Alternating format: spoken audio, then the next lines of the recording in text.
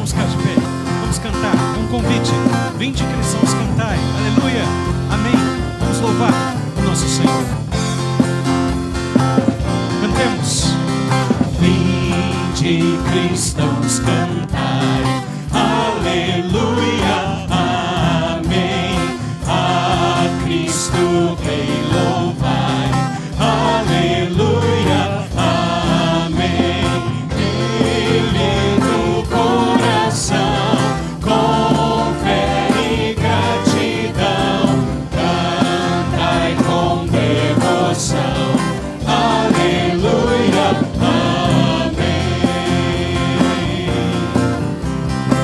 Alegres, com fervor ao nosso Senhor, cantemos.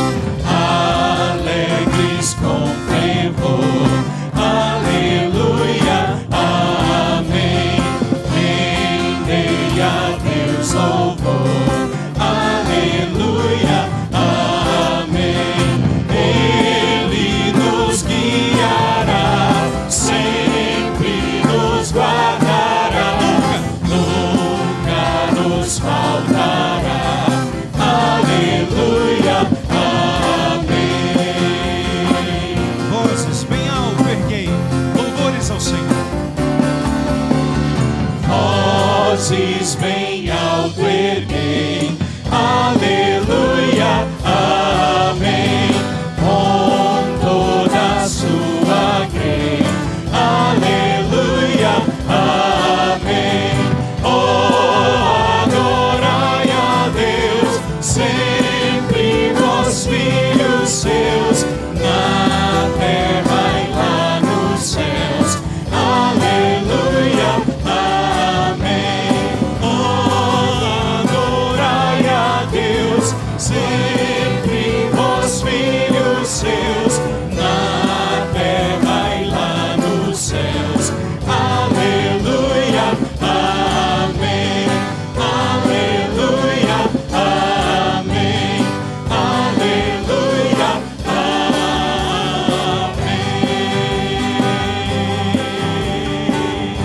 Amém. Meus amados irmãos e irmãs, boa noite.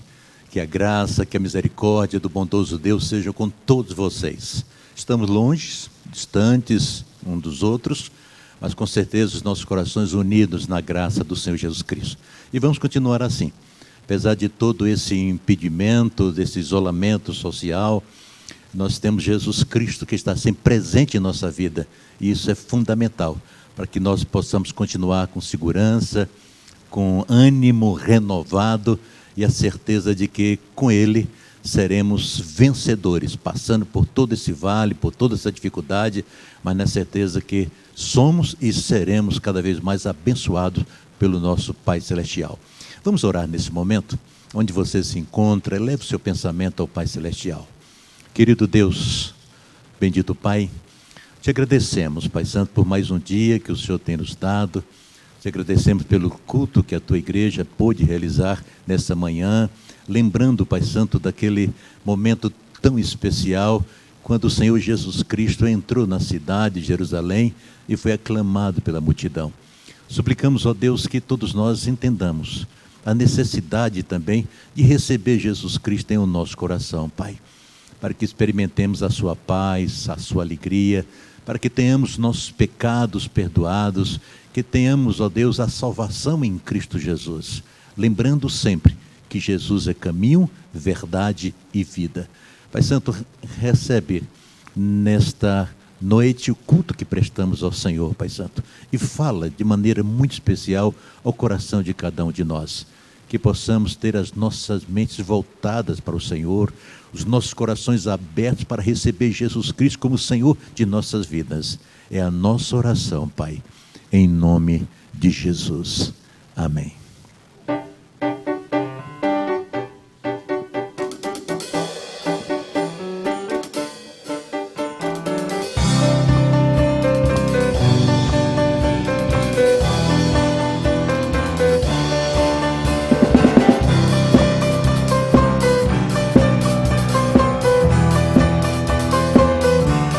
Cantemos no amor do Senhor.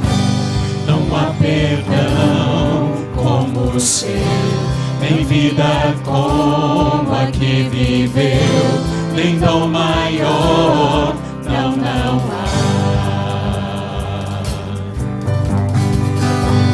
Não há no céu imensidão maior que as bênçãos das suas mãos.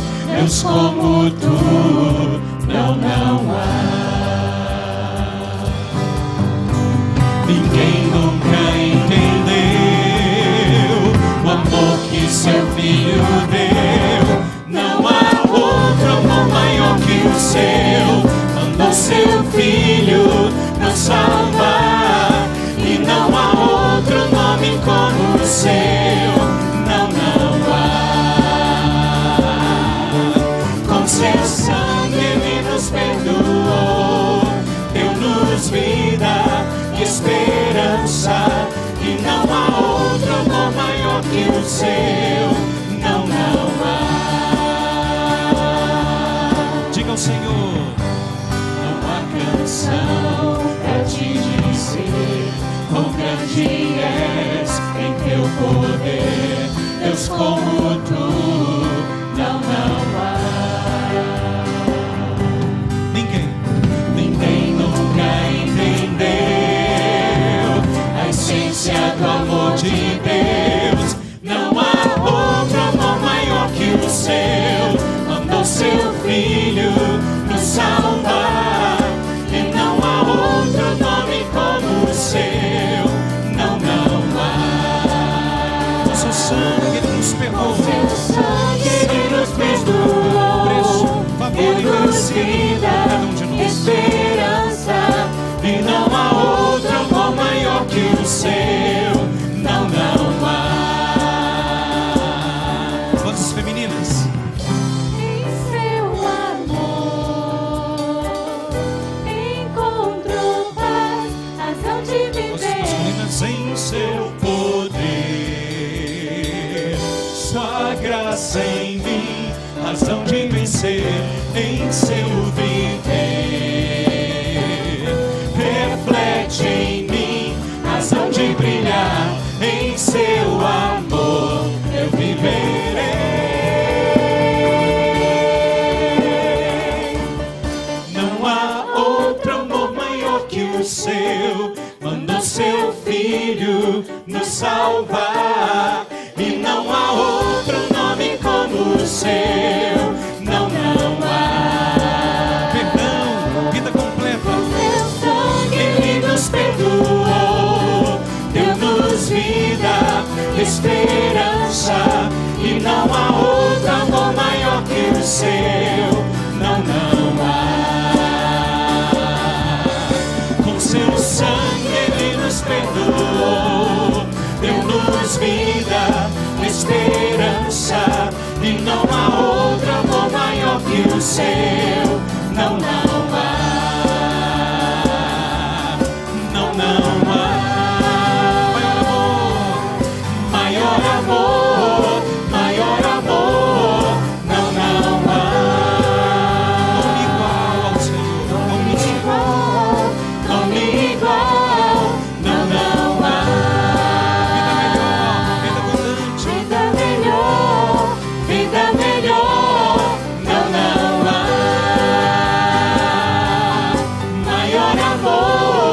Maior amor, não, não há.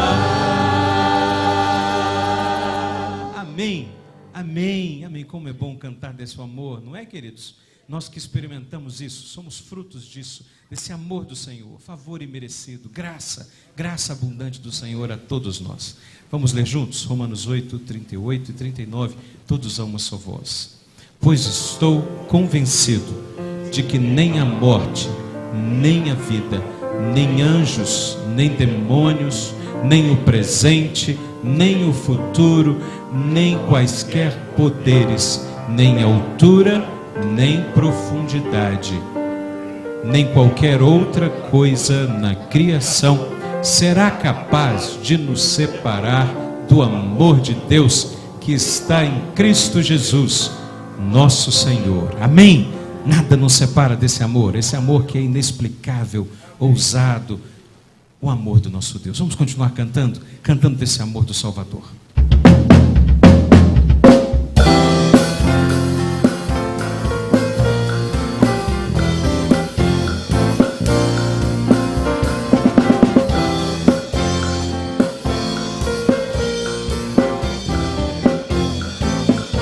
Cantamos assim: Tua santidade é grande, teu amor imensurável, tuas palavras dentro em mim me fazem ver que eu sou teu. Tua santidade é grande, teu amor imensurável, tuas palavras dentro em mim me fazem ver. Somos dele. Eu sou teu. Te adorarei, te bendirei. És para mim amor maior, és para mim amor melhor. Te adorarei, te bendirei. És para mim amor maior, és para mim amor melhor.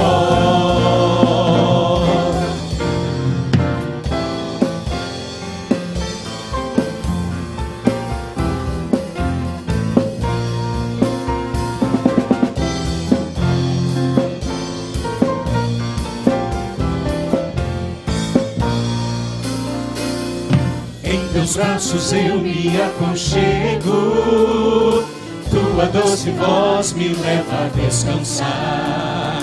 Tua palavra me faz sentir consolo e paz, pois sou teu.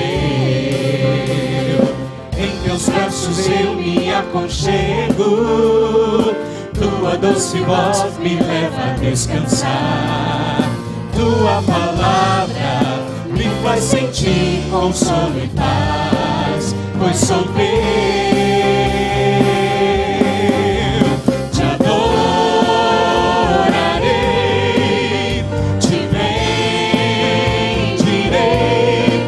És para mim amor maior, és para mim amor melhor. Te adorarei, te bendirei. És para mim amor maior, és para mim amor melhor. Por isso proclamamos que não há amor maior do que o Senhor. Amor maior não há, amor melhor não há, amor maior não há, amor melhor não há, amor maior não há, amor melhor não há, amor maior não há, amor melhor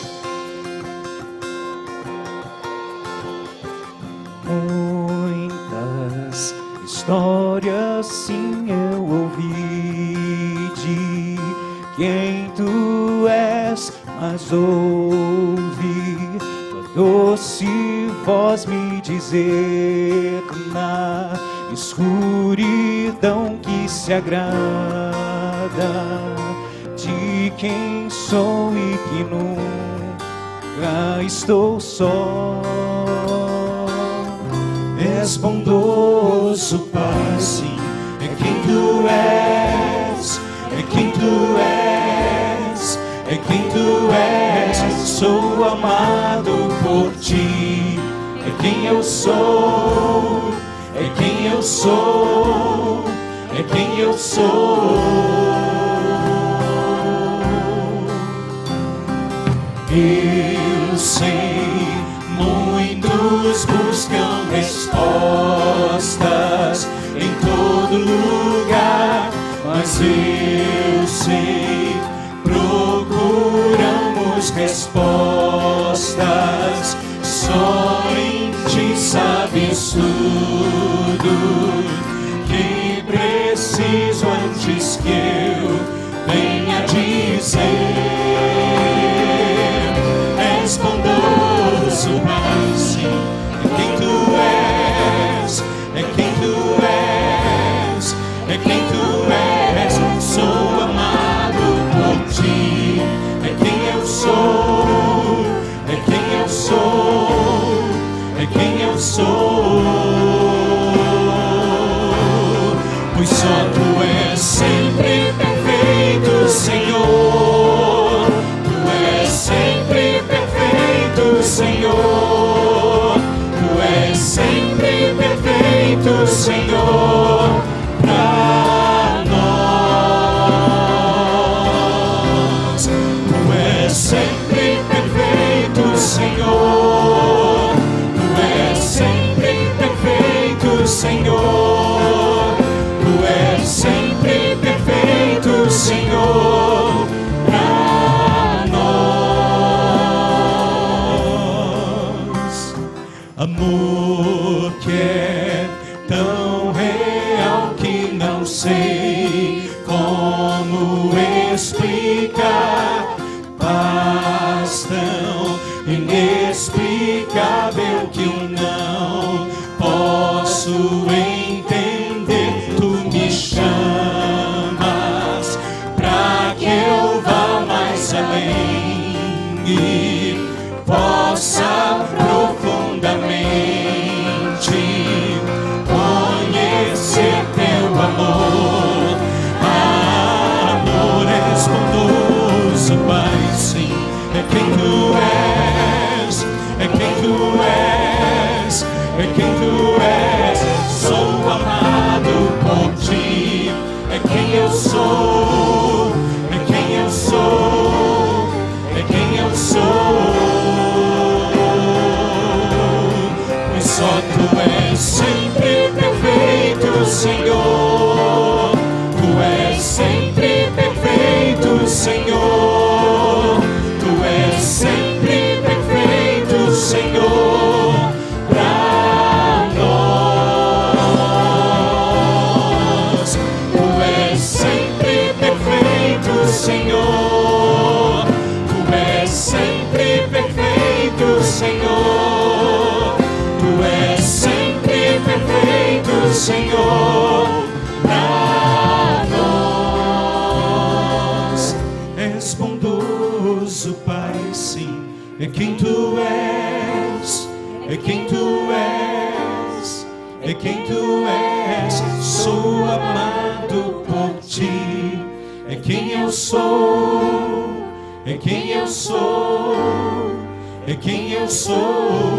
És bondoso, Pai, sim, é quem tu és, é quem tu és, é quem tu és. Sou amado por ti, é quem eu sou, é quem eu sou, é quem eu sou. Amém. Imerecedores, mas o Senhor se importa por nós, com cada um de nós, e nos ama com um amor inexplicável, como nós acabamos de cantar. Os irmãos podem se assentar. Amados, nós iremos ter uma música instrumental e os irmãos terão oportunidade de dedicar sua vida e os seus bens ao Senhor. Eu digo, repito e vou sempre falar sobre essa verdade porque entendo que é esse o caminho. Quando entregamos os dízimos, quando entregamos as ofertas, nós estamos, primeiro, devolvendo um pouco do muito que o Senhor nos dá. E, sobretudo, com isso nós expressamos a nossa gratidão ao Senhor, sendo fiel para com aquele que é fiel. Estará colocado aí na sua tela as contas bancárias da igreja. Você pode fazer a transferência encaminhando o recibo para o financeiro da igreja. E assim você estará contribuindo com fidelidade para que a igreja continue cumprindo a sua missão, sustentando a obra missionária, a obra social, proclamando o evangelho do Senhor Jesus Cristo. O templo fechado, mas a igreja aberta, trabalhando para a glória e para a honra do Senhor. Faça isso enquanto você ouve uma música instrumental.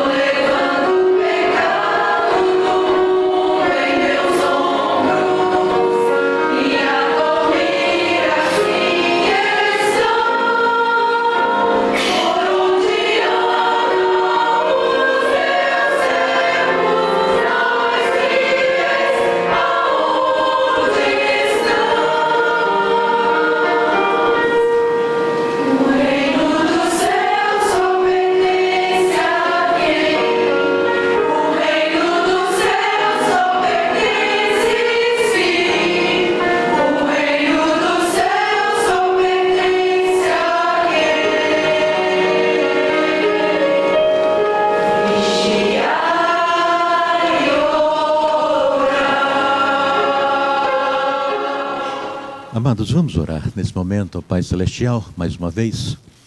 Pai Santo, queremos te agradecer, Pai, pela fidelidade do teu povo na entrega dos dízimos e ofertas, e dessa forma, Pai Santo, possibilitando que a tua igreja continue cumprindo a sua missão, sustentando, Pai Santo, os nossos missionários, os que estão aqui próximos a nós, mais distantes, e até aqueles que estão em outros continentes, Pai.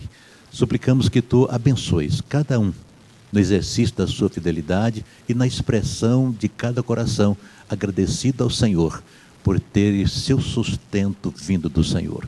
Dá-nos, Pai Santo, como igreja, sabedoria, discernimento, para estarmos administrando como verdadeiros mordomos do Senhor, com responsabilidade, com o desejo intenso de que tudo isso contribua para a glória, para a expansão do teu reino, para o bom nome do Senhor.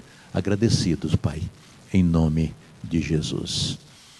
Meus queridos irmãos, eu quero nesse momento convidá-los para que abram as suas Bíblias no Evangelho de Lucas, capítulo 19, eu quero ler os versos 41 a 44.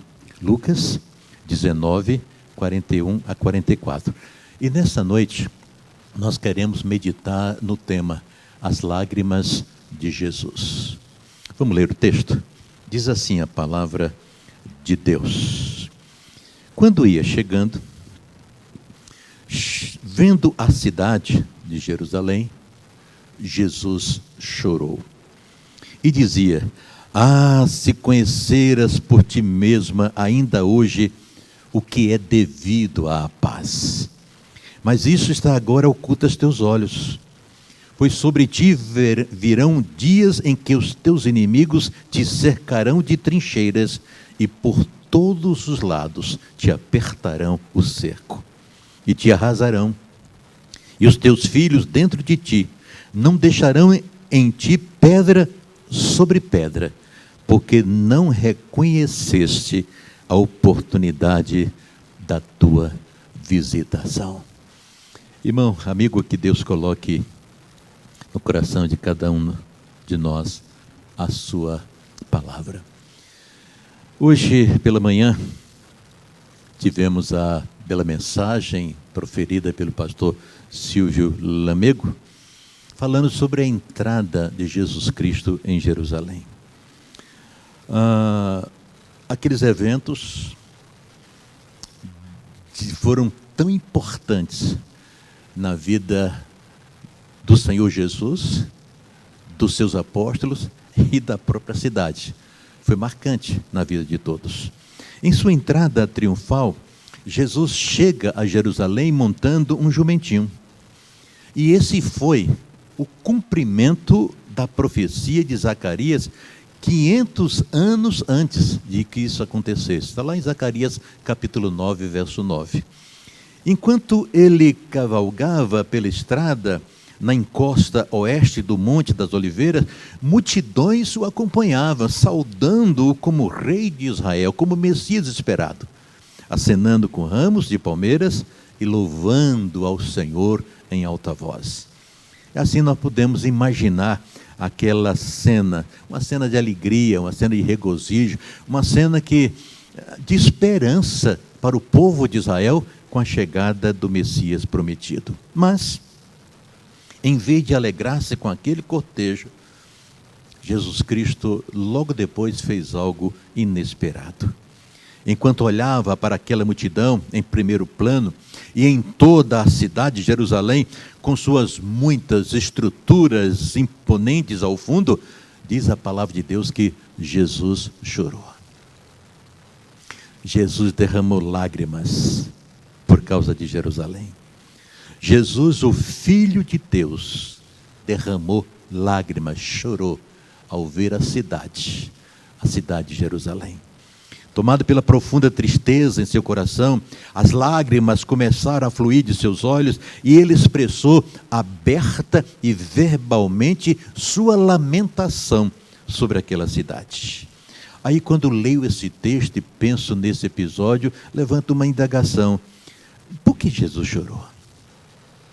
Não foi um momento alegre, de regozijo, em que o povo colocava os ramos, palmeiras, colocava seus vestidos, reclamava hosana ao filho de Davi, honrando e glorificando o Senhor, pedindo salvação para o povo. Mas sabe, irmãos, quando eu leio o texto novamente, os versos 41 a 44, esse texto nos mostra pelo menos 3 razões para as lágrimas de Jesus Cristo. 3 razões que nos mostram por que Jesus chorou. Primeira, Jesus chorou por ver o povo de Jerusalém perder a oportunidade que lhe estava sendo dada pelo Senhor eterno e pelo próprio Deus, para que o povo experimentasse a verdadeira paz. Observe o que as palavras usadas aqui por Jesus Cristo. O que te poderia trazer a paz? O que poderia trazer a paz ao povo, o que poderia trazer a paz a Jerusalém, foi desperdiçada. A oportunidade foi jogada fora. Irmãos e amigos, historicamente, Jerusalém era para ser uma cidade de paz.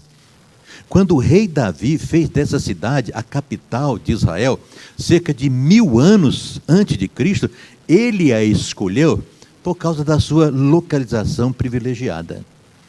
A cidade de Jerusalém estava localizada no alto de uma cordilheira e foi abençoada com as suas próprias fontes de água em várias ocasiões, fontes excelentes. Mas, infelizmente, o povo não olhou, não observou e não levou em consideração o privilégio daquela cidade. Do ponto de vista militar, isso a tornaria uma fortaleza natural e todos os que nela habitam deveriam se sentir seguros de todos os inimigos e serem capazes de desfrutar a paz. Talvez seja por isso que a cidade foi chamada de Jerusalém, o que significa a cidade da paz. A palavra hebraica, Jerusalém, é uma combinação das palavras em hebraico, ou seja, é um legado de paz. Yerusha, legado, e Shalom, paz. Yerushalayim é o nome hebraico em Jerusalém, que significa um legado de paz.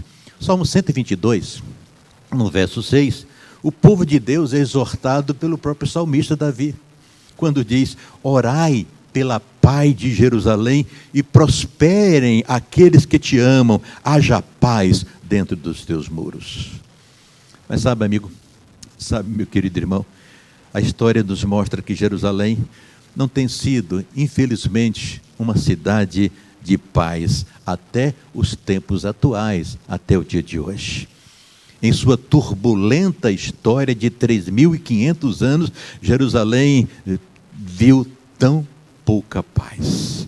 Por exemplo, pelo menos 118 grandes conflitos ocorreram sobre aquela cidade e rios de sangue foram derramados por povos inimigos desejosos de possuí-la. Ela foi sitiada nada menos que 32 vezes, atacada, saqueada pelos assírios, pelos babilônios, pelos gregos, pelos romanos, pelos cruzados e, finalmente, pelos turcos otomanos. Sitiaram e arrasaram a cidade. E mesmo quando Israel readquiriu Jerusalém em 1948 por uma decisão da ONU, da Organização das Nações Unidas, tornou-se um terrível pomo de discórdia entre os palestinos e judeus. E o pior, com repercussão em todo o mundo. É triste lembrar de toda essa história. Em vez de ser uma cidade da paz, Jerusalém tornou-se, portanto, uma cidade da discórdia, dos conflitos, do choro, do lamento. Talvez tenha causado mais choro do que qualquer outra cidade do mundo. Logo após a queda de Jerusalém, no ano 586 a.C., Jeremias já havia escrito: quisera que a minha cabeça se tornasse em águas e os meus olhos numa fonte de lágrimas, para que eu pudesse chorar dia e noite os mortos da filha do meu povo. Veja bem, 586 anos de Cristo, Jeremias já chorava e se lamentava pelo sofrimento daquela cidade, que deveria ser a cidade da paz. Lembrando um pouco, meu irmão, dessa história, isso nos ajuda a entender o porquê Jesus Cristo derramou lágrimas, as razões por que Jesus Cristo chorou sobre a cidade, naquele dia da sua entrada triunfal. Ele chorou com Jeremias e com todos os profetas que amavam a cidade de Jerusalém. Ele chorou em total simpatia com aqueles que anseiam pela paz em Jerusalém, uma paz que deveria ser possuída por todos os moradores daquela cidade, que deveria aquela cidade ser a cidade da paz, mas não. Ele chorou pelo seu povo, que o rejeitara como príncipe da paz, como Messias de Deus, como prometido pelo Senhor através de profetas. Hoje, é triste observar, passados mais de 2000 anos da vinda de Jesus Cristo, não só Jerusalém, mas a maioria das pessoas ao redor do mundo, estranhamente opta por rejeitar, pacífica ou agressivamente, a única e verdadeira paz, a paz dada, oferecida na pessoa do próprio Senhor Jesus Cristo.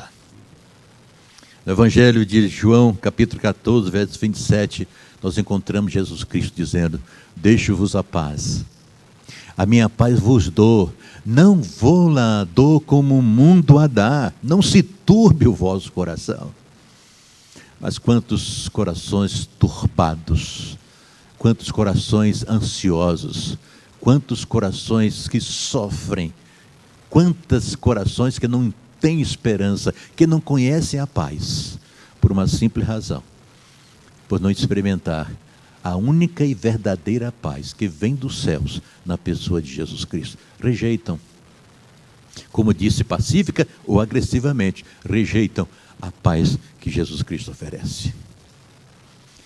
E meu irmão, assim como ele, Jesus, desejou tanto a paz para Jerusalém, de igual modo ele deseja para toda a humanidade, deseja para mim, para você. Deixo-vos a paz, deixou para mim, para você, para todos nós. Mas infelizmente as lágrimas que Jesus Cristo derramou na terra nos lembram que será simplesmente impossível alcançar essa paz se não temos Jesus Cristo como Senhor das nossas vidas.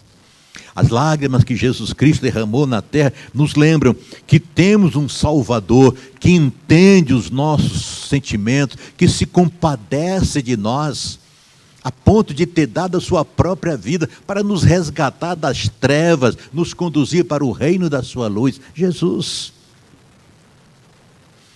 Suas lágrimas também devem lembrar a todas as pessoas, para que aproveitem essa oportunidade enquanto temos tempo, que não devemos abandonar essa oferta de Jesus, que não devemos abandonar esta oportunidade extraordinária que Ele nos dá de experimentarmos a sua paz.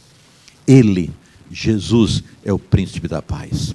Ele quer nos reconciliar com Deus, Ele quer perdoar os nossos pecados, Ele quer nos conceder a paz perfeita, uma paz que, segundo Paulo na sua carta aos Filipenses, é uma paz que excede todo entendimento, que excede a lógica humana, que excede a compreensão de cada homem.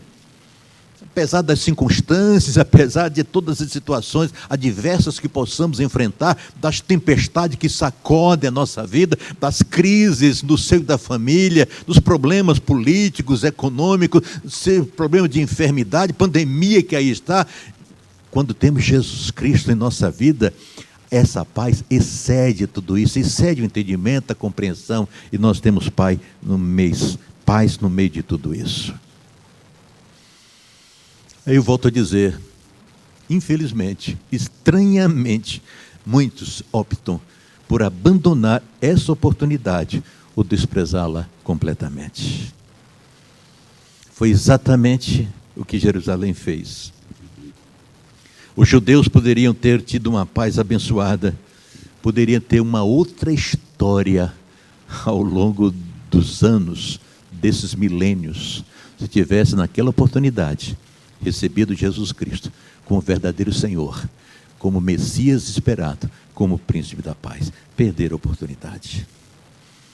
Aliás, no Evangelho de João, capítulo 1, verso 11, já estava escrito: veio para o que era seus, e os seus não receberam. Aí eu volto para a palavra de Deus, Lucas, capítulo 19, o texto que lemos, no verso 42, Jesus dizendo: ah, Jerusalém, se conheceras por ti mesmo ainda hoje o que é devido à paz, mas isso está agora oculto aos teus olhos. Isso fala, meus irmãos, da cegueira espiritual de Israel, a mensagem do Evangelho, e de certo modo explica porque a grande maioria dos judeus responde ao Evangelho com incredulidade, ou corações endurecidos até o dia de hoje. E de igual modo, nesse tempo que nós estamos vivendo também, quanta gente espiritualmente cega, que não consegue de forma alguma enxergar a oportunidade que tem sido dada por Deus, de perdão dos pecados, de reconciliação com o eterno Criador e de salvação, e salvação eterna, infelizmente.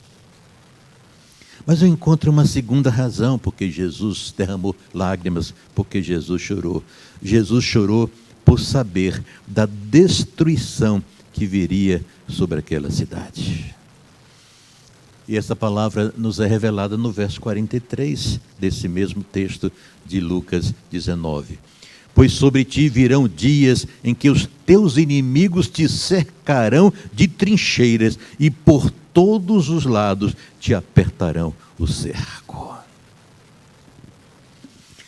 Cristo, ao fixar seu olhar sobre a cidade, ele podia ver não apenas o estado atual daquela cidade, mas também o que aconteceria com aquela cidade 40 anos depois. Sendo Deus onisciente, que sabe todas as coisas, Jesus Cristo poderia prever a destruição de Jerusalém anos depois. E diz a palavra de Deus que isso aconteceu. Mas ainda, eu me volto para a palavra de Deus em Lucas capítulo 21, porque após a entrada triunfal, ele deu mais detalhes sobre aquela destruição. Lucas capítulo 21, verso de número 20 a 24, diz assim: quando, porém, virdes Jerusalém sitiada dos exércitos, sabei que está próxima a sua devastação. Então os que estiverem na Judeia, fujam para os montes. Os que se encontrarem dentro da cidade, retirem-se. E os que estiverem nos campos, não entrem nela.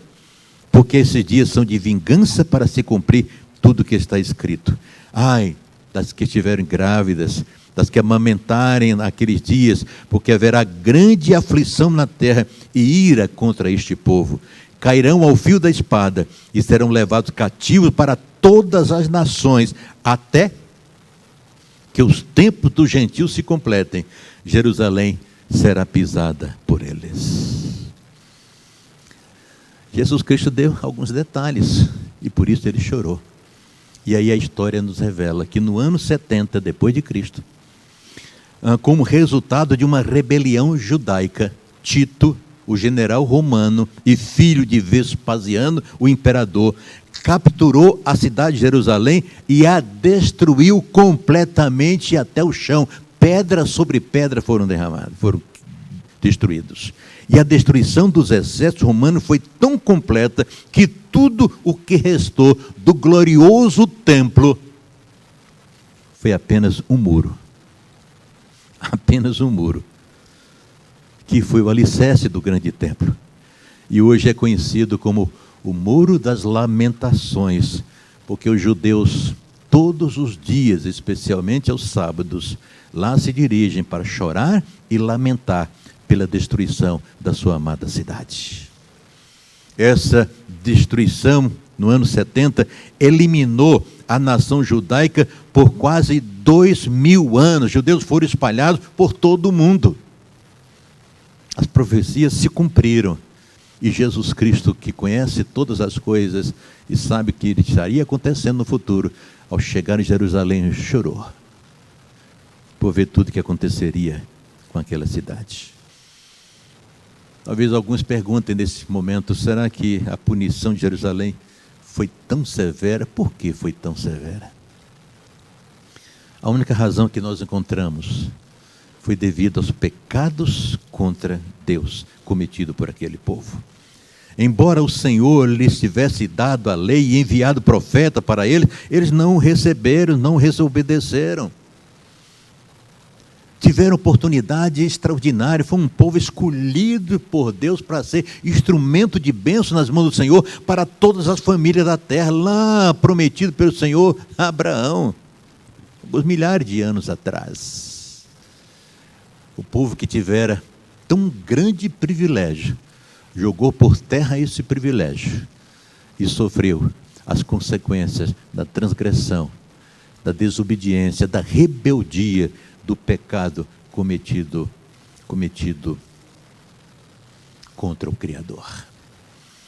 Interessante que no dia seguinte da entrada de Jesus Cristo em Jerusalém, ele encontra uma figueira que não trazia frutos e amaldiçoa aquela figueira. Ela murchou. E os discípulos depois ficaram surpresos. Mas a figueira representava justamente aquela nação, a figura de Israel, que havia provado ser uma nação estéril, sem fruto de justiça que o Senhor esperava dela. Mas amigos, irmãos, todos os pecados de Jerusalém não eram tão grandes quanto o pecado maior de rejeitar a única oportunidade que eles tinham de ter o perdão e a salvação eterna através de Jesus Cristo. Lucas 19, volto a citar o texto, verso de número 44. Te arrasarão os teus filhos dentro de ti, não deixarão de ti pedra sobre pedra. Por quê? Porque não reconheceste a oportunidade da tua visitação. O povo não reconheceu, o povo rejeitou, o povo levou Jesus Cristo à crucificação e à morte maldita em uma cruz. E, em consequência disso, pagou um preço altíssimo ao longo de toda a história. Eles apenas não ignoraram Jesus Cristo, mas de maneira deliberada recusaram Jesus Cristo, e recusam, a maioria até hoje, Jesus Cristo como Filho de Deus. Aquela multidão que o aplaudia na entrada de Jerusalém, que o exaltava como rei, posteriormente frustrada, porque eles queriam Jesus, queriam o Messias como um rei guerreiro, que estaria expulsando os romanos, estabelecendo um novo reino. Quando eles perceberam Jesus Cristo de forma tão humilde, com a mensagem de paz, rejeitaram Jesus Cristo, e eu creio que boa parte daquela multidão lá estava diante de Barrabás, dizendo: crucifica-o, crucifica-o. Toda a alta honra que lhe deram durante sua entrada triunfal em Jerusalém, logo foi esquecida. Isso, portanto, meus irmãos e amigos, nos dá uma melhor compreensão agora das razões porque as lágrimas de Jesus Cristo foram derramadas, as razões porque Jesus chorou sobre a cidade de Jerusalém. Apesar do movimento daquela multidão na entrada da cidade, Jesus, que conhece os corações, podia ver os verdadeiros motivos e os corações pecaminosos daqueles homens, egoístas, incrédulos, que participavam, mas não com sinceridade, que no momento seguinte pedia a sua crucificação. Externamente, eles pareciam reconhecê-lo, mas internamente se recusaram a aceitá-lo como verdadeiro Messias, como promotor da paz, como prometido por Deus, que agora veio para dar-lhes a verdadeira paz. Rejeitaram Jesus. E eles o rejeitaram até mesmo a ponto, volto a dizer, de exigir sua crucificação alguns dias depois. apesar dos amplos sinais e evidências externas do poder de Jesus Cristo, do cumprimento de todas as profecias a respeito da sua pessoa. Sabe, irmãos, eu fico pensando se nesse instante não há pessoas que aplaudem Jesus, mas em seus corações não o reconhecem como Filho de Deus, como mediador entre Deus e os homens, como único Salvador e Senhor, como Príncipe da Paz.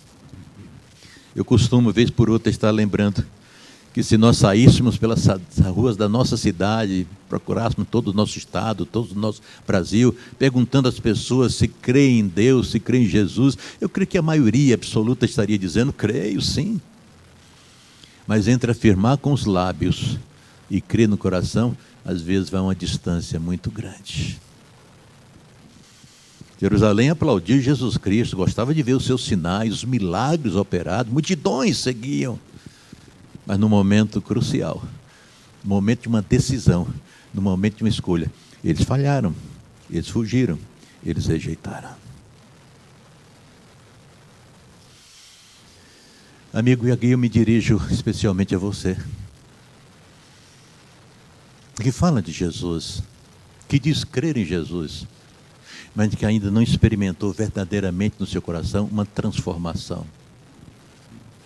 Você ainda não consegue reconhecê-lo como aquele que perdoa os seus pecados, que o justifica diante do Pai Celestial e que lhe dará a salvação eterna.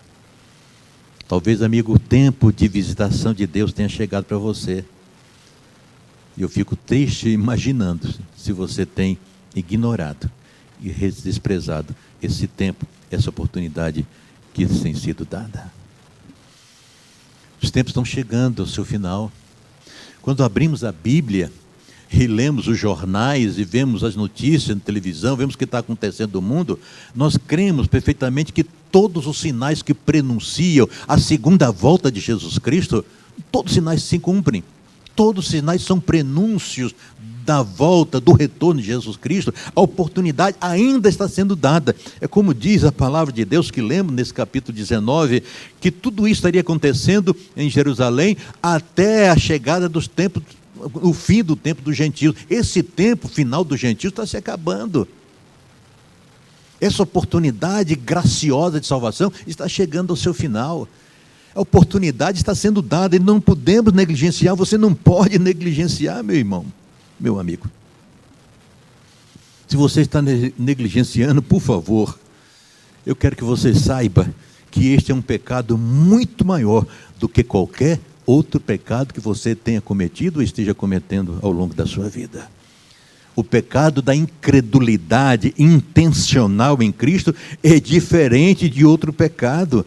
Uma vez rejeitando o perdão de Deus através do sacrifício e da pessoa de Jesus Cristo, não há, entenda bem, não há outro caminho, não há outra oportunidade. O próprio Jesus Cristo afirmou: eu sou o caminho, a verdade e a vida, ninguém vem ao Pai senão por mim. Atente para isso. Eu sou o caminho, é um artigo definido que diz que não é uma alternativa, não existe um outro caminho. Ele é o caminho, ele é a verdade, ele é a vida. E aí ele diz: ninguém vem ao Pai senão por mim. Então você não pode inventar um outro caminho, você não pode encontrar esse caminho em uma outra pessoa, você não pode realizar sacrifícios, ou seja lá o que for, porque não existe outro caminho, outra maneira. O único caminho é Jesus. Esse Jesus que chorou pela destruição de Jerusalém, e chora também, e sente também pela destruição iminente da alma daquele que persiste na sua incredulidade, o rejeitando como Senhor e Salvador.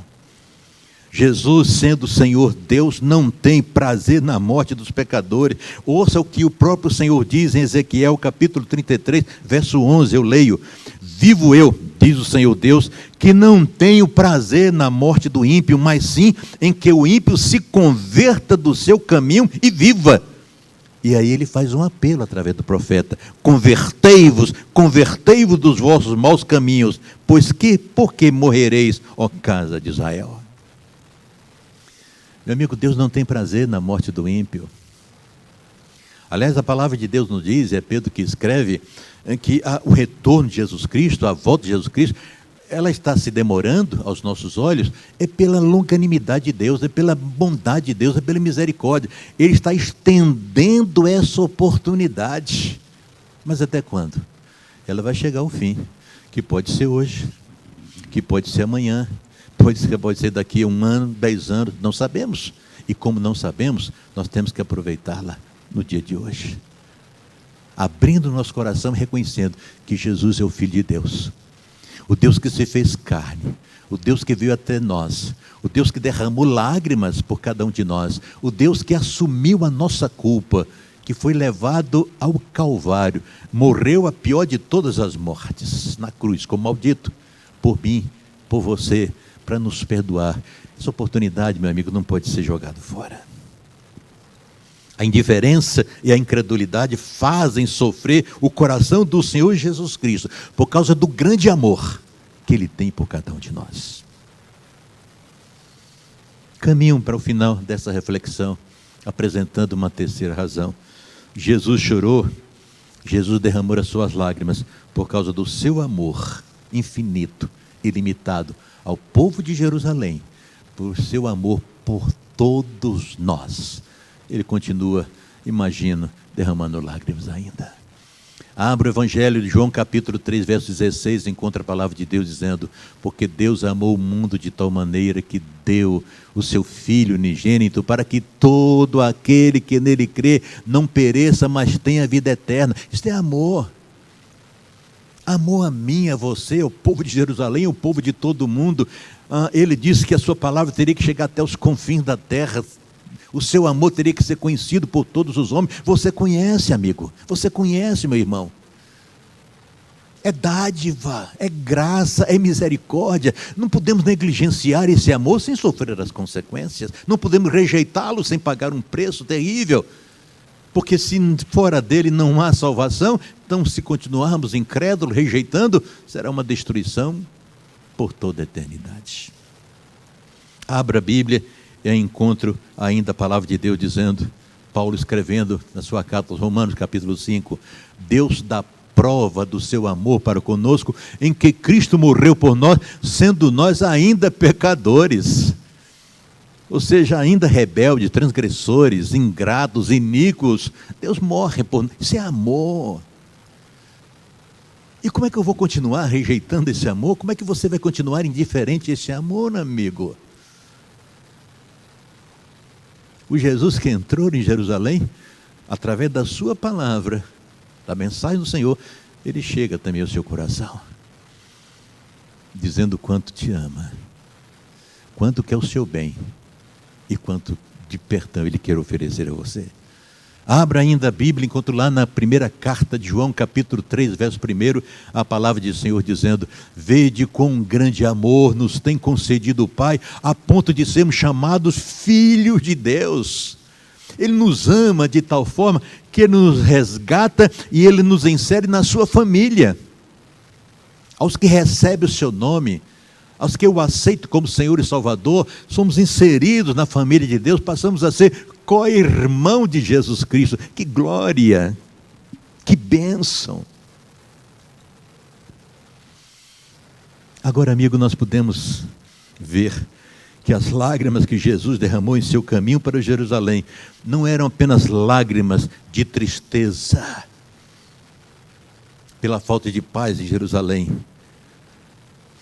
mas eram lágrimas de tristezas por ver o seu povo jogando por terra a oportunidade dada de paz, de perdão, de salvação.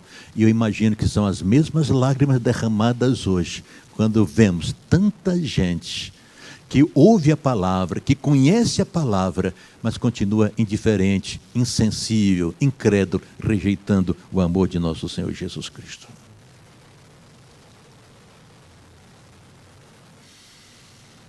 Como é que podemos então continuar rejeitando Jesus? Eu me lembro de uma certa ocasião, após pregar a palavra de Deus a um senhor, ele me disse assim: pastor, eu não creio que Deus vai mandar alguém para o inferno. Em resposta àquele homem, eu disse também: eu também creio assim. Deus não envia de maneira alguma alguém para o inferno. Deus não condena ninguém à perdição eterna. São as pessoas que caminham com suas próprias pernas. Porque Deus oferece a todos os homens, ofereceu a Jerusalém, ofereceu a toda a humanidade, ofereceu a mim, a você, ainda no dia de hoje, porque a palavra de Deus diz que quem crer está salvo, quem crê não passará pela condenação, quem crê estará com seus pecados perdoados, quem crê será justificado diante de Deus, quem crê terá a eternidade com o Senhor. Mas a própria palavra de Deus diz: quem não crê, quem rejeita, já está condenado. Por quê? Porque não há outro caminho, não há outra solução. A Bíblia diz que só há um mediador entre Deus e os homens. Entre Deus e os homens, único, Jesus. Só Jesus Cristo salva. Então Deus realmente não manda.